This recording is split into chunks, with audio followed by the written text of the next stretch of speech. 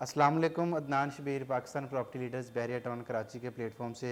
Dear viewers, जैसा कि topic already आपने सुन लिया है कि डॉलर की कीमत का हमारी रियल स्टेट मार्केट के ऊपर क्या असर पड़ेगा, या डॉलर की जो वेरिएशन है उसकी वजह से ओवरऑल बहरिया टाउन कराची की जो मार्केट है या ओवरऑल जो प्रॉपर्टी के रेट्स हैं उनमें किस तरह का बूम देखने को मिलेगा आपको।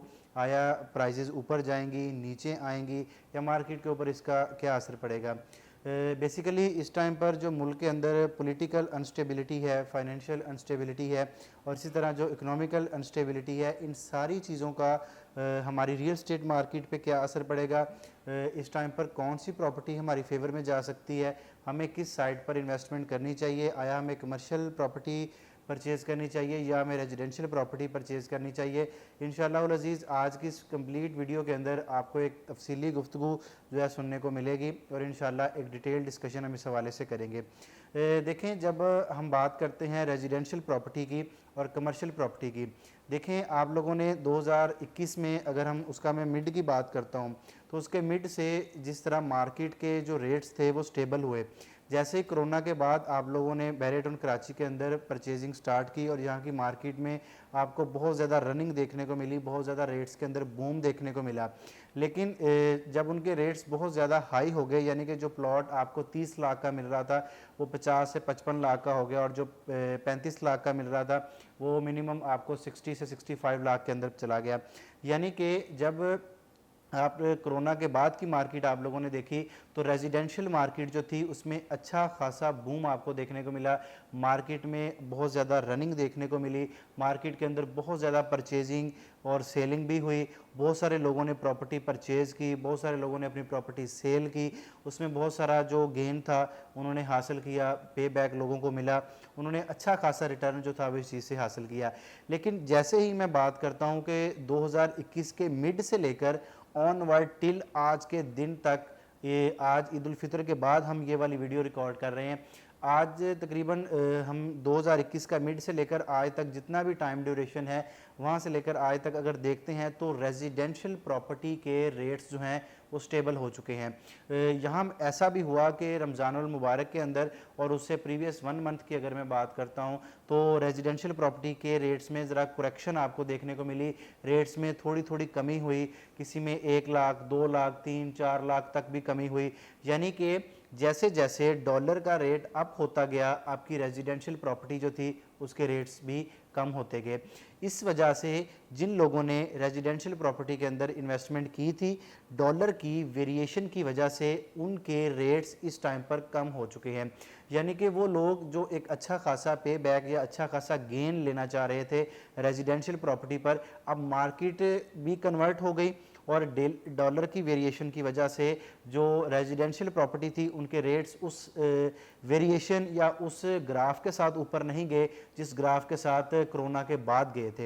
यानी जिन लोगों ने मार्केट में अपनी प्रॉपर्टी को होल्ड किया रखा और कोरोना के बाद चीज़ों को सेल किया तो अल्हम्दुलिल्लाह उनके रेट्स अच्छे खासे मैच्योर हो चुके थे, उनकी प्रॉपर्टी मैच्योर हो चुकी थी।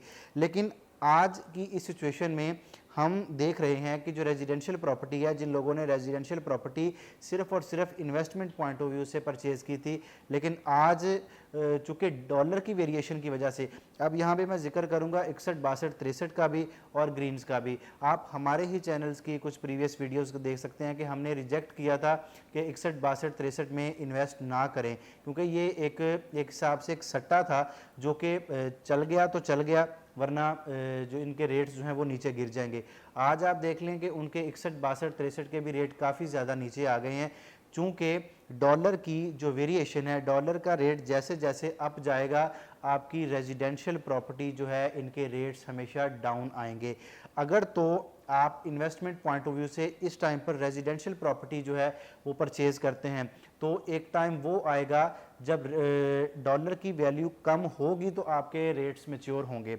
यानी कि अगर तो आपको इस चीज़ पे बिलीव है कि डॉलर की जो वेरिएशन है उसमें कुछ डिक्रीमेंट भी होगा, जिस वजह से आपकी रेजिडेंशियल प्रॉपर्टी अप हो जाएगी और आपको उसका अपना पे बैक मिल जाएगा या अच्छा रिटर्न देखने को मिलेगा। लेकिन अगर आप लोग इस चीज़ के बारे में श्योर नहीं हैं कि जो पॉलिटिकल अनस्टेबिलिटी है इस टाइम पर मुल्क के अंदर और जो इकोनॉमिकल अनस्टेबिलिटी है उसकी वजह से जो डॉलर की वेरिएशन है डेली बेसिस पे आपको पता है कि इंक्रीज़ होती जा रही है, डॉलर कहाँ से चला और आज इस टाइम पर कहाँ पर पहुँच चुका है, उस वजह से आपके सामने सारी सिचुएशन है कि रेजिडेंशियल प्रॉपर्टी के जो रेट्स हैं वो कम हो चुके हैं। और जिन लोगों ने इस मद में प्रॉपर्टी परचेज़ की थी कि हम प्रॉपर्टी में मैच्योर हो जाएंगे इसके रेट्स और हम इसको रीसेल करेंगे और हमें अच्छा खासा पे बैक मिलेगा, वो लोग इस वक्त इंतज़ार में हैं कि कब रेजिडेंशियल प्रॉपर्टी के रेट ऊपर आते हैं। अब मैं यहाँ पर जो सजेस्ट करना चाह रहा हूँ और मैं यहाँ पर जो बात बेसिकली करना चाह रहा हूँ कि देखें, प्रॉपर्टी परचेज़ करना इट्स योर बेसिक राइट, आप लोगों का बुनियादी हक है प्रॉपर्टी परचेज़ करना। और प्रॉपर्टी परचेज़ करने में कभी भी देर नहीं करनी चाहिए क्योंकि कल जो है वो आज के मुकाबले में महंगा होगा। अच्छा, इस टाइम पर हमें करना क्या चाहिए, हमें किस साइड पर मूव करना चाहिए? हमें प्रॉपर्टी, अगर तो आप इस चीज़ पे बिलीव रखते हैं कि डॉलर का रेट कम हो जाएगा और रेजिडेंशियल प्रॉपर्टी की वैल्यूज़ बढ़ जाएंगी, फिर आप रेजिडेंशियल में इन्वेस्टमेंट करें। अदरवाइज़ अगर आप इस रिस्क से निकलना चाहते हैं, मैं ये अगेन एंड अगेन मेरी बहुत सारी वीडियोस इस चैनल पर पड़ी हुई हैं, आप उनको देख सकते हैं। मैं हमेशा कमर्शियल प्रॉपर्टी को प्रायोरिटी देता हूं, आपके इन्वेस्टमेंट पॉइंट ऑफ व्यू से भी, रेंटल इनकम की वजह से भी और रीसेल की भी वजह से भी। अब आप इस रिस्क से कैसे निकल सकते हैं? आपको डॉलर की वेरिएशन के अकॉर्डिंग मैं ये सजेस्ट करूंगा, आपको हमेशा कमर्शियल प्रॉपर्टी के अंदर, यानी कि मैं ये कहना चाह रहा हूँ कंस्ट्रक्शन प्रोजेक्ट के अंदर इन्वेस्टमेंट करनी चाहिए।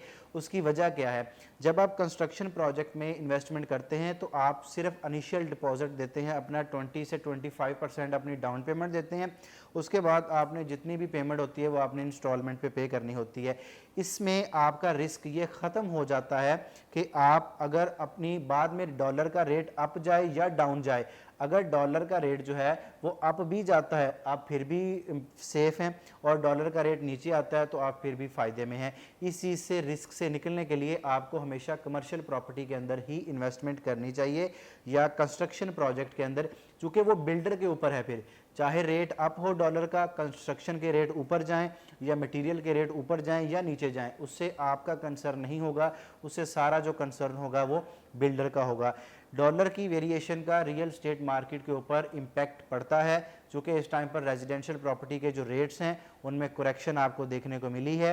इस रिस्क से निकलने के लिए आपको कंस्ट्रक्शन प्रोजेक्ट या कमर्शियल प्रोजेक्ट्स की तरफ मूव करना चाहिए और आपको उन प्रोजेक्ट की तरफ मूव करना चाहिए जिनके ऊपर ऑन साइट काम हो रहा है।